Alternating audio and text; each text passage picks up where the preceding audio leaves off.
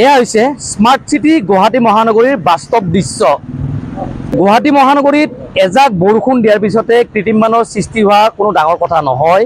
পূৰ্বতেও গুৱাহাটী মহানগৰীৰ আমি দৃশ্যসমূহ দেখুৱাইছোঁ, নিউজ 18 অসম নৰ্থ ইষ্টৰ দৰ্শকসকলক বাতৰি প্ৰচাৰ কৰিছোঁ।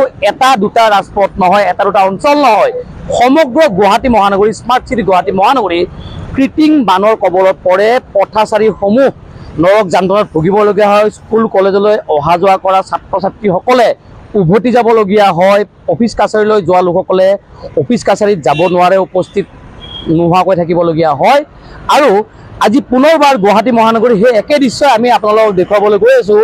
পোনপ্ৰথমে মই ৰাজপথটোৰে দৃশ্য দেখুৱাইছোঁ। আপুনি হয়তো ভাবিব পাৰে এয়া কোনো মহাসাগৰ বুলি, যিহেতুকে আমি কৈছোঁৱে যে গুৱাহাটী মহানগৰী এতিয়া স্মাৰ্ট চিটি হৈ থকা নাই, মহাসাগৰত পৰিণত হৈছে।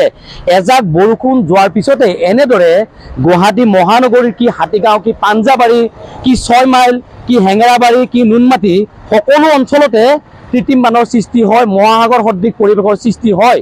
আৰু এয়া পৰিৱেশ দেখুৱাইছোঁ পাঞ্জাবাৰীৰ যি ৰাজপথৰ পৰিৱেশ। কিছু দূৰ আগলৈকে যদি আমি আগুৱাই যাওঁ, নাৰেংগী সেনা শিবিৰ আছে, কলাক্ষেত্ৰ আছে, কেইবাটাও চৰকাৰী বেচৰকাৰী অনুষ্ঠান প্ৰতিষ্ঠান আছে, ফৰেষ্টৰ মুখ্য কাৰ্যালয়, বন বিভাগৰ মুখ্য কাৰ্যালয় আছে,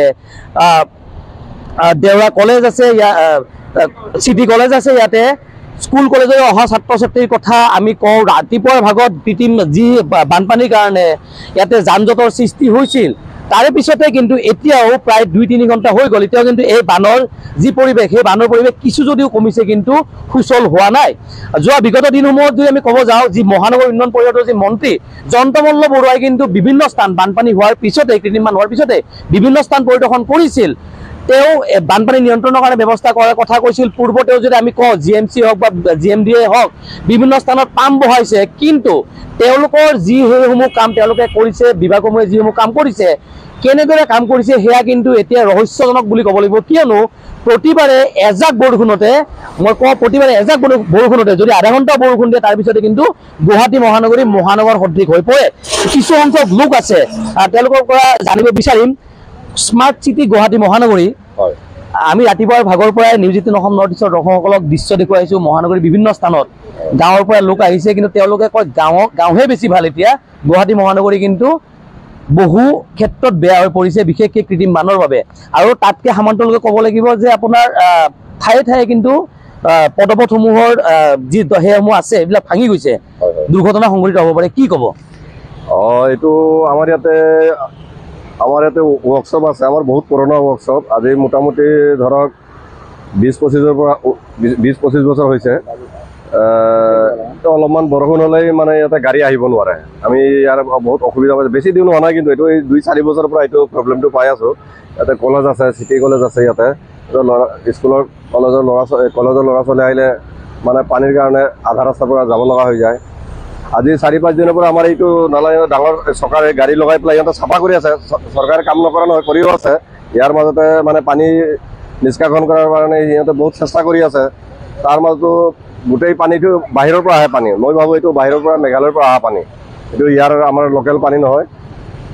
চৰকাৰেও চেষ্টা কৰি আছে হেৰি চাফা কৰাৰ কাৰণে, বহুত গাড়ী লগাই আছে, কাম কৰি আছে।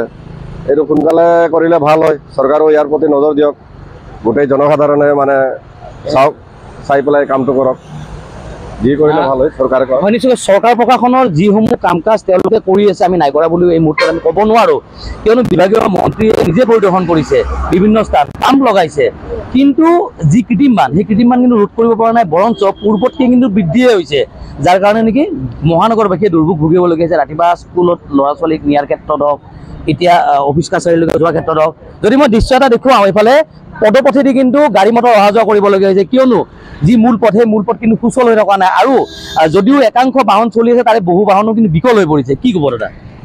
পোনপ্ৰথমে মই নিউজ 18 অসমক আমাৰ এই জ্বলন্ত সমস্যা সমগ্ৰ পাঞ্জাবাৰী 6 মাইল অঞ্চলৰ মানে বাতৰি পৰিৱেশন কৰাৰ কাৰণে ধন্যবাদ জনাইছোঁ। আমাৰ এইটো এটা আজি কিছু বছৰৰ পৰা এটা আমাৰ এই অঞ্চলৰ জ্বলন্ত সমস্যা হৈছে। আমি চৰকাৰক আহ্বান জনাম, আমি টুলুঙা মন্তব্য নিবিচাৰোঁ, আমি কৰ্ম বিচাৰোঁ।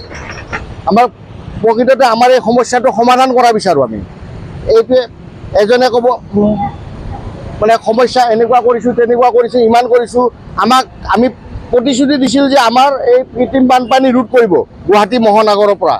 আমি বিচাৰিছোঁ সেই প্ৰতিশ্ৰুতি ফলপ্ৰসূ কৰক, কাৰণ এই জ্বলন্ত সমস্যাৰ পৰা আমি ইয়াতে আজি বহুত বছৰ ধৰি আমি ইয়াতে বসবাস কৰা, আমি ইয়াৰে স্থানীয় বাসিন্দা।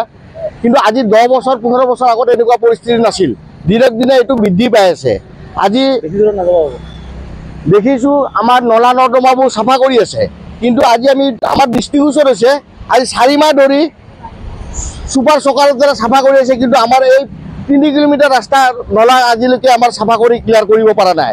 আমি চৰকাৰক আহ্বান জনাম, অতি সোনকালে আমাৰ এই নলাকেইটা চাফ চিকুণ কৰিব লাগে, কৰি পেলাই এই কৃত্ৰিম বানৰ পৰা আমাৰ এই অঞ্চলবাসীক মুক্ত কৰিব লাগে।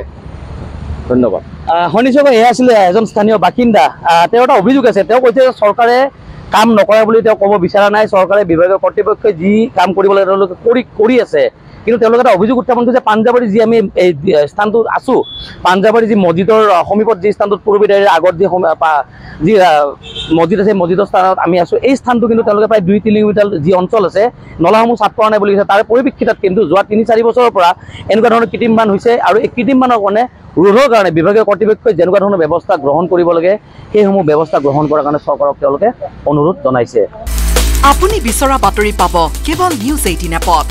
নিউজ 18 এপ ডাউনলোড কৰিবলৈ স্কেন কৰক এই QR কোড। গুগল প্লে ষ্টৰতো পাব এই নিউজ 18 এপ।